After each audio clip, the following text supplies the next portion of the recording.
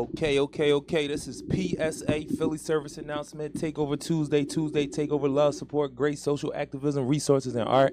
I am the assist, African Support and Strength, Inspiration and Success together. Shout out always to the Queen, Nick, Raw Cannon. Shout out to all the cannons, my brother Mile, the exec. What's up with you, bro? I appreciate it. You know what I'm saying?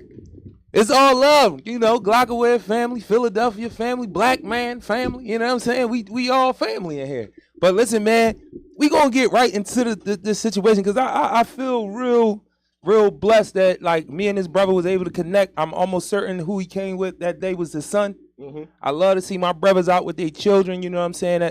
We need to be more examples at all times. If you ain't talking to nobody, you at least should be an example in the way that you moving. Our kids, our young folks should want to be us, bro. We shouldn't want to be them. We shouldn't want to dress like them. We shouldn't want to talk like them. We shouldn't want to listen to their music and nothing. If my nephews don't want to be like me, I'm doing something wrong. If they don't want to dress like me, if they don't want to talk like Uncle Roo, if they don't want to move like Uncle Roo, I'm doing something wrong. So before I get into my diatribe, you know what I'm saying? I'm going to let this brother introduce himself. You know what I'm saying? Because I don't introduce nobody. Nobody can introduce you like you can introduce yourself. You know what I'm saying? So, tell them who you are, what you got going on. Like I always ask the question of, who are you? Identity is very important to me. For me, that's when I actually learned what my capabilities was as a black man. That's what changed my life when I understood, bro, you're African. Absolutely. You come from an amazing people. They was first. They did everything first, bro. When I learned that, everything crystallized for me. Absolutely. Everything changed for me. So identity is very important. So when I ask people, allow me to know who you are. Tell me, what you do, brick and mortar, what you do as far as social media, website, all that. But just give me a little bit of, who are you? As a black man, as an African man. As a black man, as an African of African descent, You good, bro? You good? Pardon. Just put in the ashtray. Don't worry about it. Well, my name is Ronell, but most importantly, I'm a black man, like you said, and I understand the value of that. Mm-hmm. I had to learn that.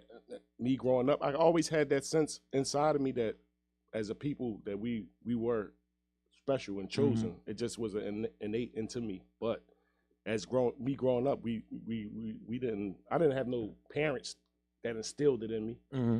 I pretty much learned everything on my own. Pretty much all this stuff about how important we are as a people and all the things that we built and all that stuff. I had to learn this stuff as an adult. Right. You know what I'm saying? So I honestly didn't even know who I was until recently. To tell you the truth. To tell you the truth, because of how deep I had to go. And I was inspired. My first inspiration was when my barber. My barber, he was our old head. His son was my friend we grew up with. Mm-hmm. And he wound up taking us, I think I was about 12 or 13. He wound up taking us to see Farrakhan. Mm-hmm. They was over there off of Market. Right. Off of Market in one of those buildings. And all I remember about that, it was like a live stream back in the day. Like back in the day, there was live stream. They had him on a big screen. There was a bunch of Muslim brothers and sisters from the nation. Mm-hmm. And we watched them on the screen. I just remember being inspired by that. That from that day on, I never wanted to eat pork and nothing of that no more. So that was like a spark in me that I remember from back in the day. So my government name, Ronell Burroughs. Mm-hmm. I was born in Brooklyn, New York, raised in Philly. So I claim Philadelphia. Philadelphia is my home. Philadelphia is my home. That's where I'm from because that's what made me who I am. Right. I'm a twin brother. I got a twin brother. Okay. I got a twin brother. And just as far as what I'm doing now, as a people, like I checked y'all out as much as I could within a short period of time, and I see we right in line with everything that I value. Right. This is all this platform is about. Right. And you know what I'm saying? So I appreciate that. I'm excited. Bro. I'm excited because I got a story that of just my story of just on my path to empowerment. Mm-hmm. It didn't really come. It's something that was personal to me. Right. You know what I'm saying? And I always wanted to be able to share that with people. And I never could find somebody like that I can be with, like bounce ideas off regularly every day, like. Cause I think, man, I'm always thinking. Like I'm always thinking. You always on. I tell people that I'm always on, bro. Exactly. I be trying to turn it down and turn. I never try to turn it off, but sometimes I try to turn it down because it's like. But then I started realizing, and don't forget your wisdom, as they say, brother. But it got to a point where it's like I'm on a mission. We at war. I can't turn down. That's like being a soldier on a battlefield, thinking you can turn down on the battlefield. That's stupid. That's stupid. You know what I mean? You never put your gun down on the battlefield. That joint is always up.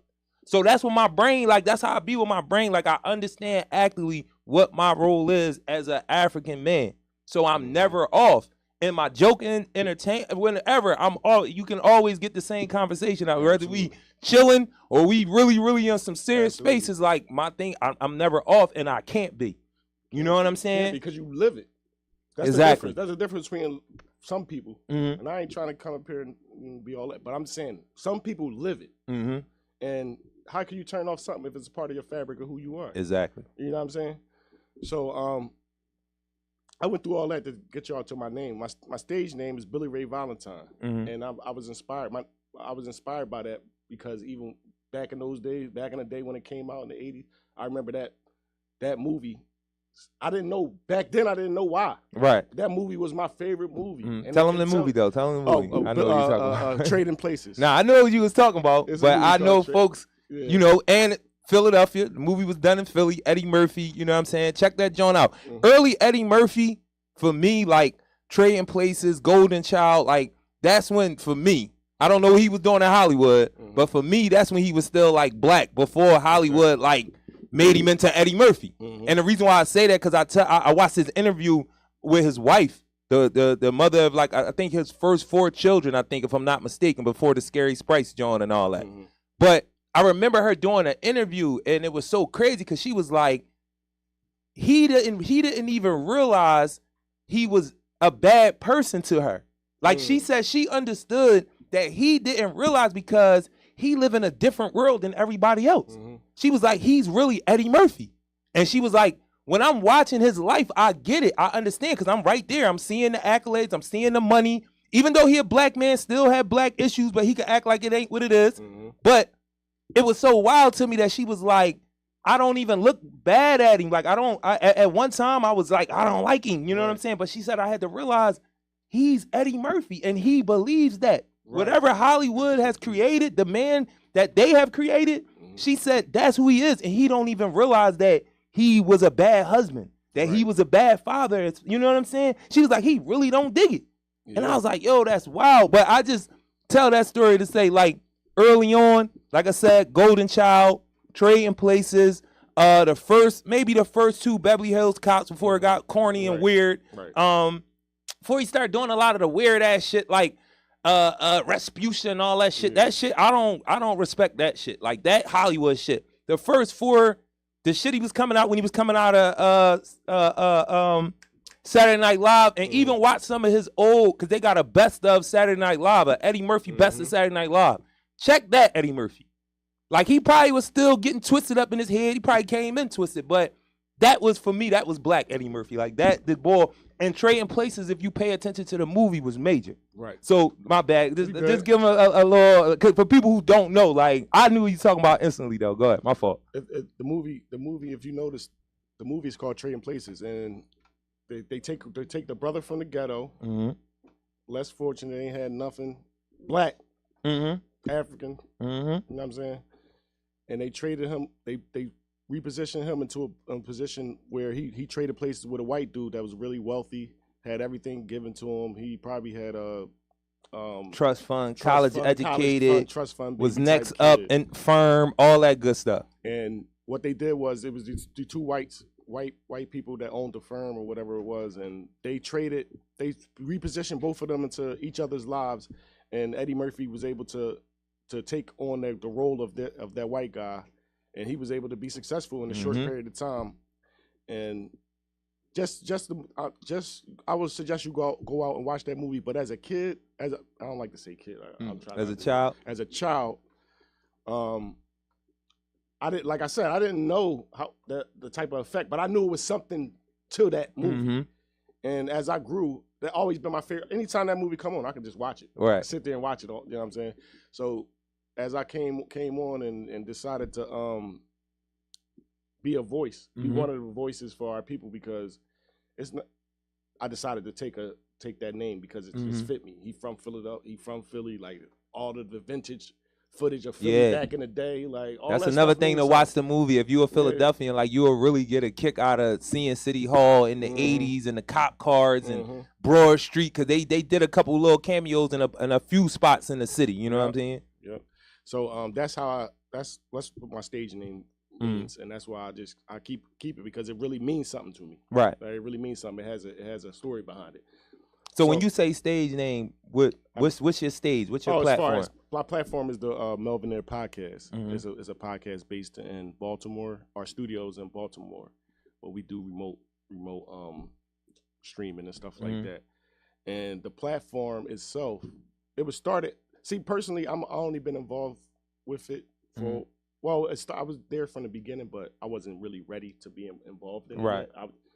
But as my homie progressed, my man Rome the plug from Baltimore. Salute to my bro. Salute to Baltimore, because I think this is our third guest that came. I know the young ladies came. My brother came, but I think I had somebody else that actually drove from Baltimore, like to be on the show. So shout to Baltimore, man. And it's funny because I went to a Sixer game like 2 years ago. I had the Philly service announcement hoodie on, and it was two folks. Like one person from Baltimore heard of it, which I was like, what? You know me, you know this show. That's what's up, man. But then somebody else that just randomly seen the shirt was like, bro, I like that shirt. I want to get one. I want to order. And he just so happened to be from Baltimore too. So, shout out to Baltimore, man. I definitely gotta come out there. We already talked about it. I don't want to do no video stuff. I don't want to do no virtual stuff. I appreciate you, Slot, because I didn't even know you was based here. Like, you know what I'm saying? Yeah. So when we got the John, I'm like, oh shit, he gonna come from Baltimore? I'm like, yo, I want to go to his John. Like, if he come, I'm going out. Definitely. Yeah, so it'd be better that way. Shit, if we doing it tomorrow, I don't like telling people where I'm gonna be at and all that, but you ain't gonna come to Baltimore. Like, but matter of fact, come to Baltimore, come to the show, it'll be dope. So if we doing it tomorrow, is Wednesday? Tomorrow Wednesday, we doing? Yeah, we gonna have to pull up. Y'all trying to pull up there? Yeah, what is it? What is it? Hour and a half? Yeah, ain't that far. Yeah. We gonna have to figure that out. If not tomorrow, we could do tomorrow virtually. But I need to come out there. I should have reached out to y'all and talked about the show we were doing for tomorrow. We needed. That wasn't going to be the I was going to bring y'all on for y'all own separate show too, but I just wanted to add y'all in on this show for tomorrow because it's going to be like a panel. And all right, cool. I want to get different people's opinions. Yeah, well, however you want me to do it, I'm around, bro. But I want to be, when we get an opportunity, I want to come out there, sit down. You know what I'm saying? Be out and about. You feel what I'm saying? Because I appreciate the love from Baltimore. I definitely, I'm not saying nobody else don't show no love, but folks drove from Baltimore. You know what I mean? So. Baltimore, like like sister or brother cities or something. Yeah, I hear a lot of people like it's very, very similar. You know what I'm saying? Similar, yeah, it's very similar, and even to like the structure of the city and all that, everything. Like how it look, the row houses look, and all that. The same person the architect who designed that city, designed our city. And it's it's controversy on whether the guy was black or white. But we all know who it was. Yeah. Whenever it's the controversy of whether they was black or white, not until they was black, bro. Because otherwise it wouldn't be no real controversy. Right. You know what I'm saying? Exactly. It's just because an architect is an architect. When you talk about building and creating what it takes, understanding math, understanding environments, because that's another thing about architecture that people don't pay attention to. They understand how what they're building is going to affect the ecosystem that they putting it in. Right. That's how deep it is for an architect. If y'all really think that it's just about blueprints and all that, nah, them dudes. And I know a lot of architects that have a high level of stress where they don't want to do it forever. And that kind of for somebody that loves to learn and have like amazing skill sets, like that's a crazy skill set to have. But it's very stressful. Cause how we say we don't never turn off, I would assume that an architect is always looking like, how am I really affecting the environment? Is this really built? Is this structure really right? And then you build the structure, you might go back and say, damn, I can see where the fault's at. Can we go back and fix that? You know what I mean? Will it last as long as I said it's gonna last? It's a lot that goes into that, and people are banking on you knowing what the fuck you doing. You building whatever the building is, whatever the structure is. So now I know why the controversy, because that is, being an architect is one of them Jones is kind of like otherworldly. I don't think people really understand how major Benjamin Banneker and like Cat, like you don't really understand how you talking about a level of thought that's different. You know what I'm saying? So, but not to go too far, tell me a little bit more about the podcast. So the podcast itself was started, like I said, was started by my homie Rome the Plug. Oh, so also salute to our divine feminine that's on there. Self-care snob. She's actually out of Canada. Okay. Yeah, she's divine feminine, just like she's an ally, man. Right. She has a voice that's fits in with Black empowerment, and she's you know how as brothers we can't really certain stuff we can't say. They don't want to hear it coming from us. Exactly. So that's what she is. And then you know that's vice versa too. I'm starting to sweat with this dicky jacket. But to get back into the show, it's like more so is. I look at it, to me personally, I look at it as a bridge platform. Right. Initially, like I said, I didn't start out there. I had to wait until I really felt I had to get myself mentally prepared for it. Right. Because I just felt like it was some things going on in my life that I had to figure it out at the time. And with being on the forefront, it comes with a responsibility. Yes, it does. So I had to get myself together as far as mentally and get prepared for this. And as the show was going on, I was always there as a person that was going to keep us grounded, right? Keep us on code as far as making sure we whatever we talk about, we put it in the proper context, and we making sure it's mainly to be on code, pretty much. To be on code, make sure we follow in line and in step with Black empowerment. Right. So that's what I brought. We all are about Black empowerment, but specifically we all have our different strengths. You know what I'm saying? Rome, he been doing it. He's been in the business for over 6 years, 8 years, damn near. And this is his first podcast where it was his own. Right. So I just wanted to be a part of it, just to be there to help him. I don't even I'm not trying to be a celebrity. I'm anti-celebrity, all that stuff. I just want to be a part of the people pushing the right message on this internet. I'm not the type of person that's going to say, I look at the internet as a tool and a weapon. You know what I'm saying? I'm not the person that's going to say, I'm not the person that's going to say the internet is all bad. It's all about how you use it. Exactly. The internet actually got me in a position to be more empowered, and it got me in a position to meet people that I value, that I value close, like they family. So that's pretty that much family we talk about. Like exactly. we just messing around with that the other day. Like we can start calling people family. You know what I'm saying? Right. So that's pretty much was my my goal with the show, to give that Black empowerment. Make sure we stay on point as far as it pertains to that. Nah, I so understand that. Go ahead. I seen the nonverbal to let me know you wasn't done. and the goal. I just want to get this part out. The goal of it for me, for all of us, is like I said, is the bridge platform. Is to bring the lower vibration up to the higher. And then, I got you. And then you can even advance even further after that. Being a Melvinaire, I gotta go into the name too. Being a Melvinaire, we got that from the movie. His all his idea actually. He got that from the movie Baby Boy, and the scene as you look at the logo, the scene with him, Melvin carrying Jody's mom, whatever. When you meet him, you gonna understand. He's one of those outgoing people. Like he funny, right? All that. So he just everything he does. He always have like a comedic spin to it or whatever. Right. But this is a serious thing, because when the way we describe the logo and describe the podcast is about Melvin. Melvin was a person that wasn't perfect. Melvin, even though Melvin did time and all that, he was there for the best interest of Jody. He was there for the best interest of Jody's mother. And sometimes, but Melvin was also a person that was able to learn from his mistakes, and he was able to acquire knowledge and is able to be able to pass some of that on. Right. So we look at ourselves as Melvinaires. We not perfect. Right. But we gonna stand on what we stand on. We gonna stand on Black Power. We gonna stand on our family. We gonna stand on being men.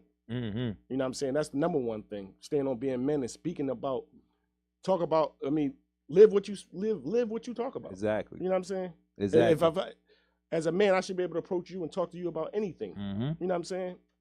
We both have the mutual respect. So it's nothing we should be able to. That's that consistency. That's that standard. Like we all, being accountable, being responsible. Like those is really the things for us right now as Black folk.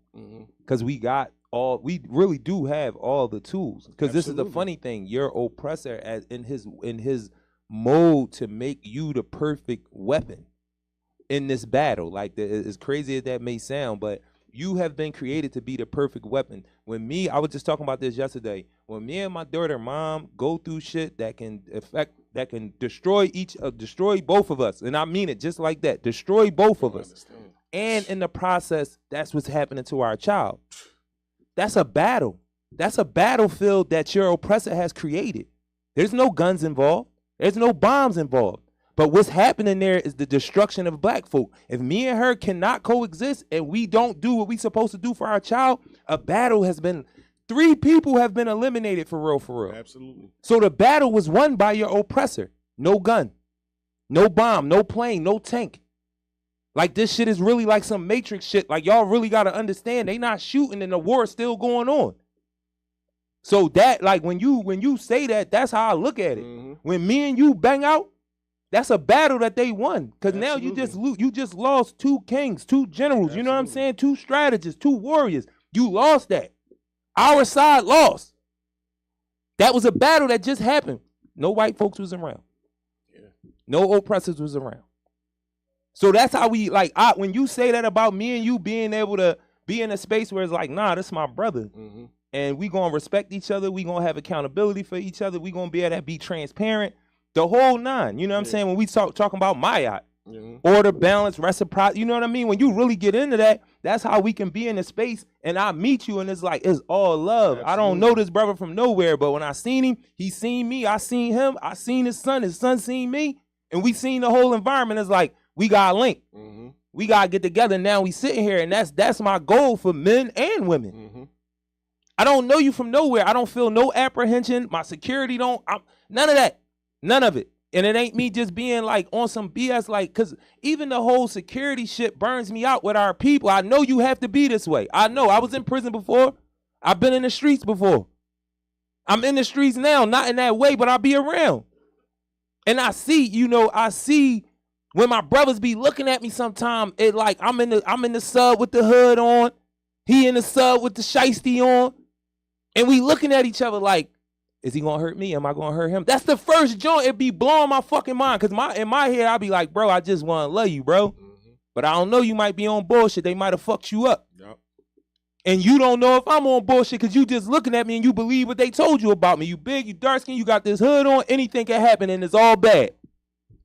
You don't look at me and think I got another brother in this sub, we more protected. You feel what I'm saying, bro? That's some real. And that when you was at the lecture and you was up there speaking, that the words that was coming out your mouth is what draw me to you, because there was a lot of stuff you was talking about up there that touched home. You know what I'm saying? That hit home with me. And the fact, like you just brought up, like the fact that how we look at each other, like the part about you saying how you was blown away, the mentality that we have, that we could just look at each other and want to hurt each other. Mm-hmm. You know what I'm saying? That right there, the fact that you was able to express that touched me. Mm-hmm. You know what I'm saying? And I know, like, that's all I'm craving is to be around more like-minded people. Mm-hmm. That's all I'm craving for. And listen, and I'm Joe. I like to let people know I'm Joe, cause I gotta be Joe. Mm-hmm. Cause y'all, they done made you think if I don't say nothing and you just look at this black skin and this big head, you gonna be fearful. Mm-hmm. It's just what it is. You gonna be fearful. So now I always gotta deal with people from that standpoint of like, do I gotta let them hear my voice? Cause I don't shrink myself. I'm not doing that.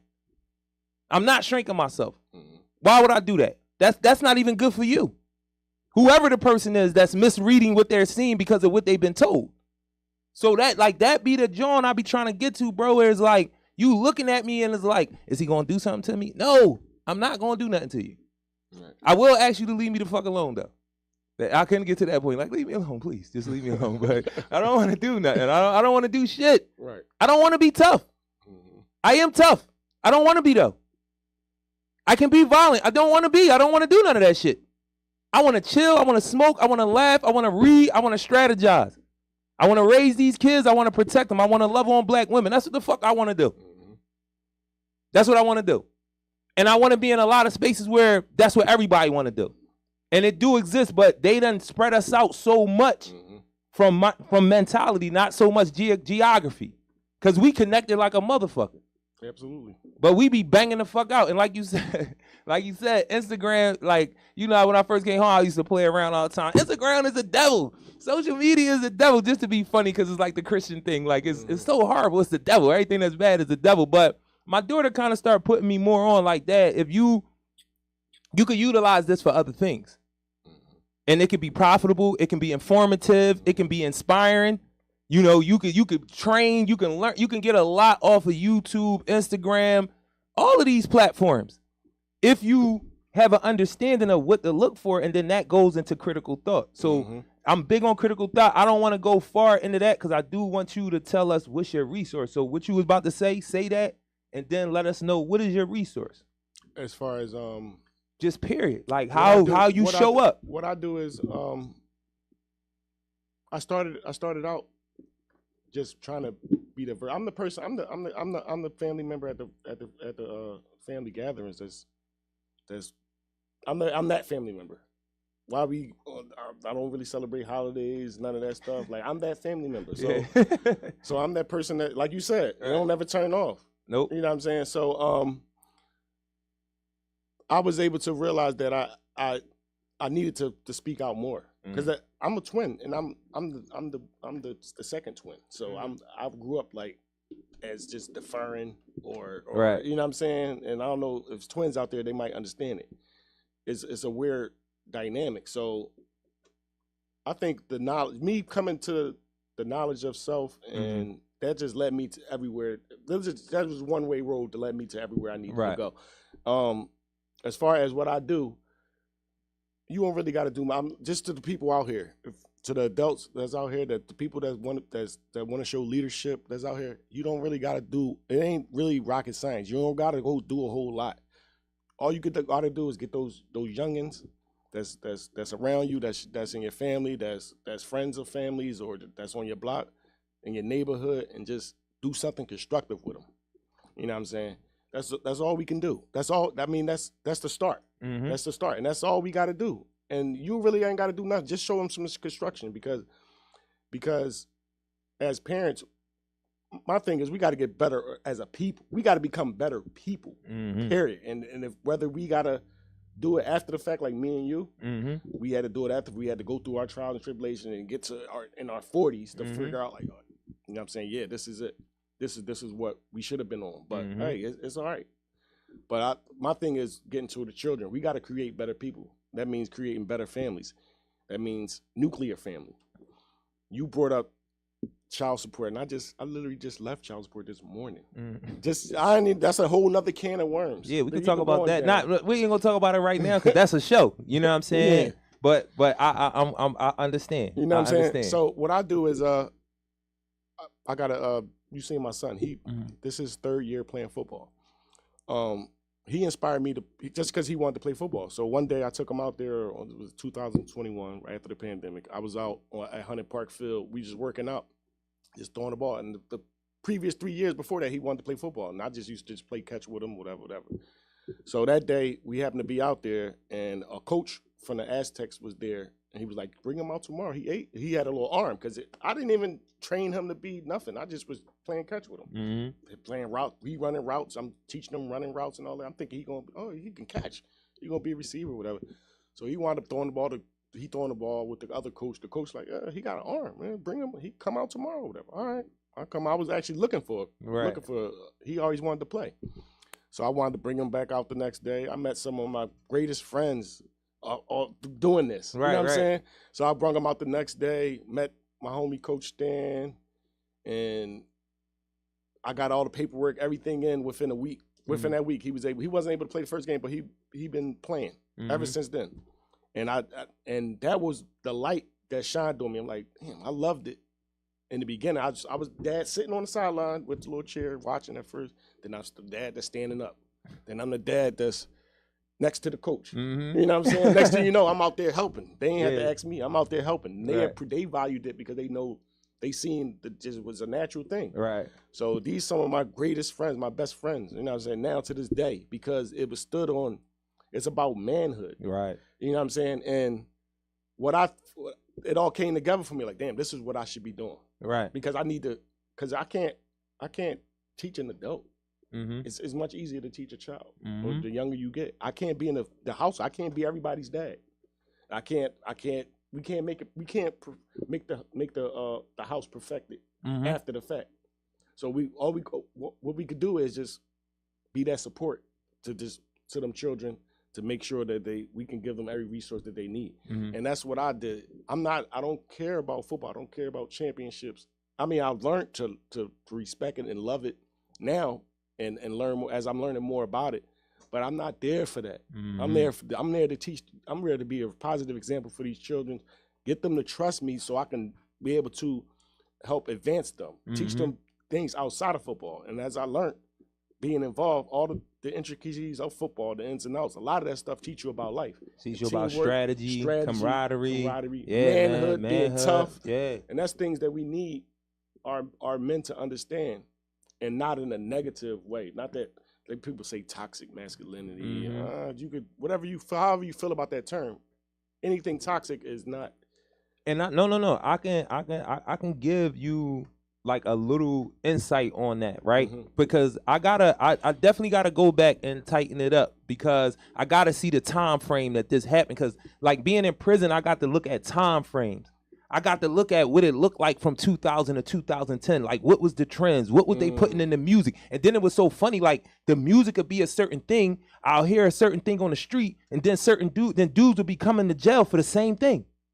Like, we had a wet era where cats was coming up on, coming off of wet, then did something, woke up, wet, then, you know what I mean? You done told, whatever you done did, you all wetted up. But we had an era of that. The K2, we had an era of that in the prison. Like, you hearing it, the pills, the syrup, like all of that. I remember hearing these things in the music, then seeing what's going on in the neighborhood, and then the young boys that's coming in is telling me exactly what I was hearing in the music, exactly what they were telling me what's going on. And that's the group. It was a minute where all these B&Es was coming out. Everybody was having burglaries. Like, the robbery was crazy. Once crack started going down, it wasn't that many cats getting money. So now you got dudes following dudes home, putting Jeeps. Like, that was a wave. And I would watch these things. Excuse me. So it was a period when around, I want to say, I know you're familiar with the young lady, Tiffany Mallory, Angela Rye. It was a couple. Yeah. It was a couple, like, I would say these young women were all, like, early 30s, late 20s. I know Tamika Mallory she looks young. But she's older than what she looks. Right. She reminds me of Diamond Cuts. I always tell people that. Like, they favorite to me. But anyway, it was a group of these sisters, and they had something going on where it was like, we not listening to these white feminists no more, because we've read and seen enough history to see how they use black women in their movement, turn black women against their men. The 90s, if you remember, we was the 3Ds. Deadbeats, dogs, and down low. That was the books. That was the movies. Absolutely. That was the music. That's what you heard. That's what our women. But the people that was behind that, pushing that idea, was white feminists. Yeah. So Tamika Mallory and them, educated sisters, out getting experience on these TV shows, part of activist movements in different places, being on college campuses, seeing what the influences of these feminist white women and how it's not really for women. It's about their control, their maintenance of power next to their man, right. The white man, their man, their other family counterpart. So you would stand by Bill Clinton, but you would grind every black man up. You understand what I'm saying? So anyway, Tamika Mallory and them, I want to say like around, I started watching Roland Martin around this time. So I want to say it was like 08, 09, 210, I start hearing more sisters saying, our brothers been through shit. We need to support them in that way. And this was the movement for like 5 years when people started talking about woke and all that. Well, a part of that woke movement, you had black women saying, we understand what black men have. They need to take responsibility and accountability, but we need to support them, right? And then when that became the thing, I seen this, it was a shift that happened where it was like, it went from supporting us, holding us accountable, but in a loving way, to coddling us. The music started talking more about coddling. Then it's more about upgrading a man. It's the man is talking about being the catch, and you know what I'm saying? Like it was like a 10-year period where it's like our women were starting to support us in this way that is meaningful, and then they kind of shift the culture. You know what I'm saying? And it became coddling, and then now you see the young boys that you seeing now. Absolutely. You see the oldest boy syndrome. Niggas living with their girl, driving her car. You basically babysitting your own kids. Yeah, babysitting your own kids. You feel me? You not working. You got the access card. You in there playing the game all day, smoking. And she looking at it like it went from I was supposed to support him to now he's your oldest boy. Right. Because that's what happens when the information get lost from Tamika Mallory, who is educated and experienced, to Shaniqua, who on welfare, and she hearing this message of support him, but she only know how to coddle him. Got you. You feel what I'm saying, bro? Definitely. And then Tamika Mallory and them kind of like faded to black. I stopped hearing about them since they had like a 5-year run out front on activist time. And then not saying they not doing the work, not saying that they even was the ones that ducked out of sight, but I stopped seeing them on CNN. I stopped seeing their movements being covered. When they had that one John where they really went at the white folks, the white women, I'm trying to remember, it was around like the say her name thing, but they had like this big march. And the sisters was really out there like, nah, we not standing with these white women. Yeah, I remember that. We not standing with these. We out here for two different things. And it was like a big thing. And then I remember after that, I stopped hearing about those sisters stopped getting the same pub they was getting before. And the message started to change more from support of a black man being woke about what he been through and supporting him with love and accountability. And it turned into coddling. Gotcha. And then you got this generation of youngins now with dudes our age too, who moving on that mind frame is like our women are like, they're not against us so much, but they coddling us instead of holding us accountable with love. You know what I'm saying? Where it kind of started and then it went away. Right. You know what I mean? And I'm gonna get the time frame down, like, and the next time we talk, I'm gonna be able to give you, but I don't know if you've seen that, but that's something I peeped. And those sisters was really, I'm not saying they the only ones, but they was really ahead of it. Like, no, we got to support black men. They really been through something, but we got to hold them accountable. Right. But what they saying about them is not true. You know what I mean? That's a very interesting way to look at it, and I agree with you. I'm not familiar with the timeline as far as Tamika Mallory back in the day, back in the timeline at that time. But you know, it's the puppet master behind that controlled all that. No doubt. So when you say people ducked out, it seemed like they just fell off the mat. That was by design. Ain't no doubt. And then when they came back, what they pushing now? I don't even want to get into exactly, because I can get into the reality TV shit and all that. I don't even want to do that part, because that's the like we putting the nail in the coffin on this one, baby. Because you making this decision is gonna make a lot of real intellectuals, real empowered, woke, conscious, whatever, aware people be looking at you like, come on, don't let them. You let them. You know what I'm saying? Because we gonna go deep. There's plenty of time. I'm gonna be here more than all. It's time to go deep. It's time to go deep. But this is an introductory. I need that though. Like I said, like, to me, somebody like, just because you brought her up, I can't be the type of person that not gonna be true to myself. I don't look at her as an ally anymore. I look at her as somebody that's it was entertainment art, performance art. Performative. It's performative. It's also somebody with an agenda. And I don't think her agenda, she might not even know. But I don't think her agenda is 100% pure. Coming from I'm not her specific. I'm not trying to single her out. It's an agenda that's feeding into this so-called gender war between us. Yeah, yeah. It's funny because the thing about that is like, it's very America has done a very unique thing with people's like perception of things, like how they look at a thing, how they look at themselves. We be in spaces still looking at ourselves in a bunch of different ways where they have a clear understanding of who you are, how they gonna treat you the whole nine. But I say that from the standpoint, like, being a race person is very profitable. Mm-hmm. Even for black folk. It's black folk who don't give a fuck about black people and will play this race shit to whatever extreme that they need to get what they want. Fame, money, whatever. You see it in music, you see it in politics, you see it in social activism. It's people who know what, like, my best example of not knowing and then realizing and being somebody to step into the space and say that he didn't know and he was being played with, and there's a lot of people who do know and allow themselves to be played with.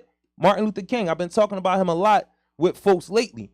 When he realized that his strategy was faulty, he took ownership, got up in front of these people, which got him killed, and said, listen, I feel like I led my people into a burning building. This is a speech he had where he said these people are never going to, they're never going to give us what we're asking for. They are soulless. They are conscienceless. This is his speech. I don't remember it verbatim, but this is what he was saying. America is a damned place because of the people who created it and wanted to be sustained in the way that they created it. And right after that, he was on the Time magazine as a villain of this, looking all dark. And then, 3 years later, he was dead. And then the other thing was, he started talking about the money. So he's talking about the fact that they not honest brokers. They're never going to be. We need to understand transfers of wealth, and we need to understand international politics. We need to get out of America and see what this thing look like, and we need to take our issues to the world. You know what I mean? And that was a thing where he understood. He was like, I was playing along, but I didn't know no better. Once he realized they was playing him, he did something that a lot of our leaders, men and women, wouldn't do. Come out in front. Put his life in jeopardy to tell you they playing. The shit that I was telling y'all, it was a faulty strategy. And when you say that about her, is one of two ways. You know and you said fuck it, or you found out and said fuck it. Because you never came out and told us, like, even the bullshit that people do when they be like, well, I never said I wanted to be the leader. And, that's musicians do that a lot. Right. I never said that I want, motherfucker, you knew what you was putting in that music and what you was inciting and what people were following. Thing. You know what I'm saying? And one thing, that's me, I'm sorry. One thing about that you brought up, I wanted to touch on was the fact that, I lost my train of thought. It was about, back to what you were saying, just to stay on topic as far as that. Tamika, once I seen the Cadillac commercial. See, I ain't see the Cadillac commercial. It was a Cadillac commercial. He said it was a Cadillac commercial. I'll send it to you. All right, please do. It's just part of feeding into the capitalism. The capitalism, that too, but it's the way they're framed. Like, as a black man, I love black women, and sometimes I don't think we recognize how much they do to try to put us against each other. Little subtle things, like if you watch the commercial, there's certain things that we have to watch. Right. Break it down. Yeah, send it to me, yo. Yeah, but there's certain things that they minimize us. You don't have to. I think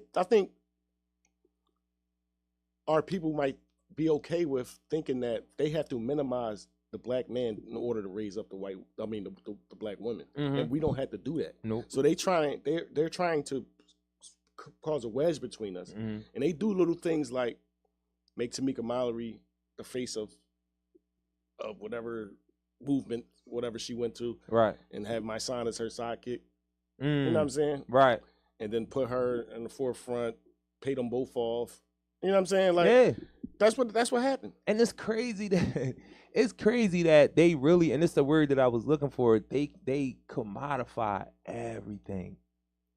Everything. America is a place that tells you I don't give a fuck what it is, how bad it is, how good it is, how nasty it is, how clean it is. If you package it right, you can make money off of it. Absolutely. Whether that's your personal, professional, social, it don't matter. Whatever it is, you can make money off of it.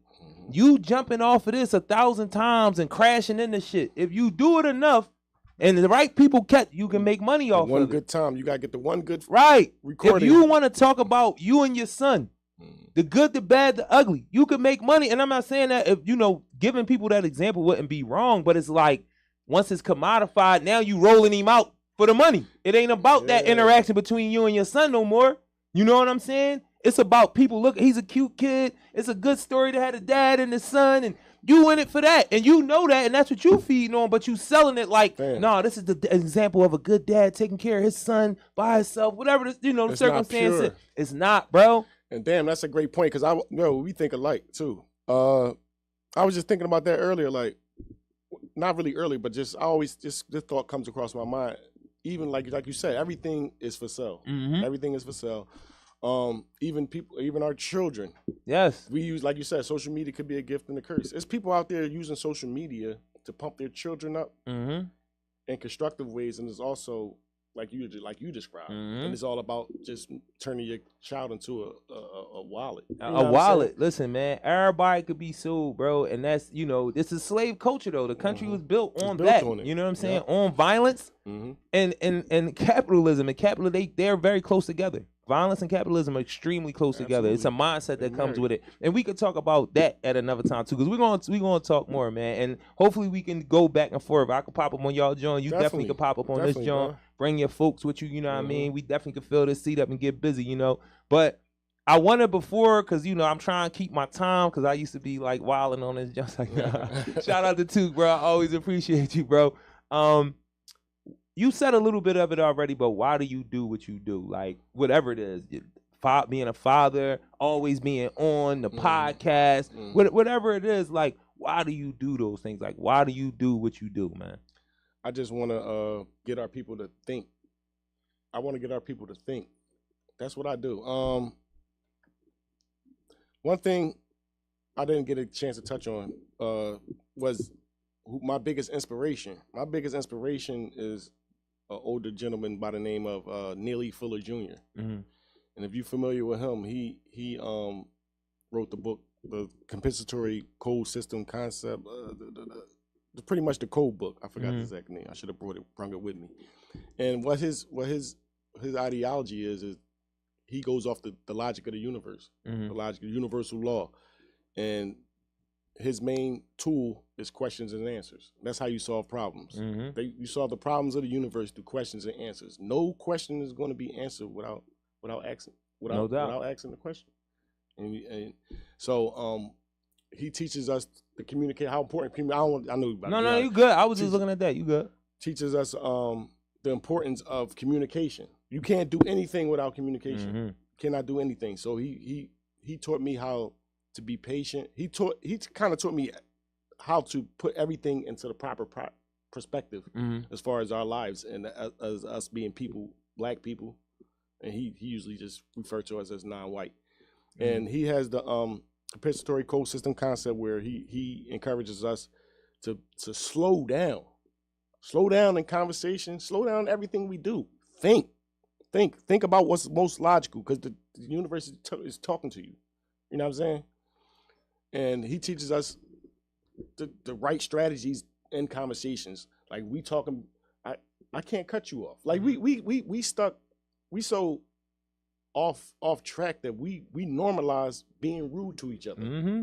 You know what I mean? That's just a simple thing. Like my niece be having to remind me. She be like, "You be talking and you actually be wanting to listen to me, but you keep cutting me off. Like I'm more mindful of it now. Like, damn, I do be doing that. You know what I'm saying? We don't even think about it. So that's why I value him so much, because he break everything down and had you really thinking. And then I had to learn to apply that to my life. And so I don't mean to cut you off, but I know we got another. We gonna do this a lot, bro. We gonna do this a lot. But I do want to chime in the same thing. Critical thought. That's what we talk about all the time. Thinking. I just want you to think. What irritates me is stupidity, the bad moves. But yo, This is PSA, Philly Service Announcement, Takeover Tuesday, Takeover Love, Support, Grace, Social Activism, Resources, and Art. I'm not going to go through the whole part because I want my brother to tell y'all his podcast real quick before we get off this, John.